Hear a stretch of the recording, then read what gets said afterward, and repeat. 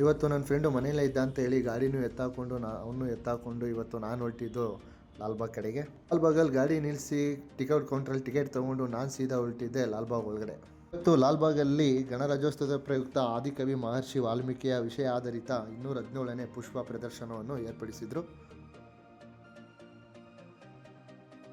ಇವತ್ತು ಲಾಲ್ಬಾಗ್ ಪೂರ್ತಿ ಪುಷ್ಪಾಲಂಕಾರದಿಂದ ತುಂಬ ನೀಟಾಗಿ ಅದ್ಭುತವಾಗಿ ಡೆಕೋರೇಷನ್ ಮಾಡಿದರು. ಅದನ್ನೆಲ್ಲ ನೋಡಿಕೊಂಡು ನಾನು ಎಂಟ್ರಿ ಕೊಟ್ಟಿದ್ದು ಗಾಜಿನ ಮನೆಗೆ. ಇನ್ನು ಈ ಗಾಜಿನ ಮನೆಯಲ್ಲಿ ಪೂರ್ತಿ ಮಹರ್ಷಿ ಅವರ ಜೀವನ ಚರಿತ್ರೆಯನ್ನು ತುಂಬ ನೀಟಾಗಿ ಹೂವಿನಿಂದನೇ ಡೆಕೋರೇಷನ್ ಮಾಡಿ ಎಲ್ಲ ನೀಟಾಗಿ ತೋರಿಸಿದ್ದಾರೆ. ನನಗಂತೂ ನೋಡಿ ತುಂಬ ಖುಷಿ ಆಯಿತು ಹಾಗೂ ಇಷ್ಟನೂ ಆಯಿತು.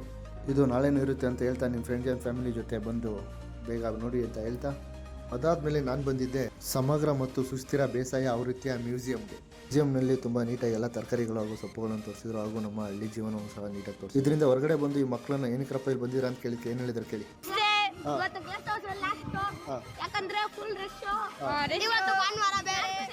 ಈ ಹುಡುಗರು ಮಾತು ಕೇಳಿ ನಂಗೆ ತುಂಬ ಖುಷಿ ಆಯಿತು. ಹಾಗೆ ಅವ್ರಿಗೊಂದು ಟ್ಯಾಂಕ್ಸ್ ಹೇಳಿ ಕೈ ಕೊಟ್ಟು ನಾನು ಹಾಗೆ ಮುಂದೆ ಹೊರಟೆ.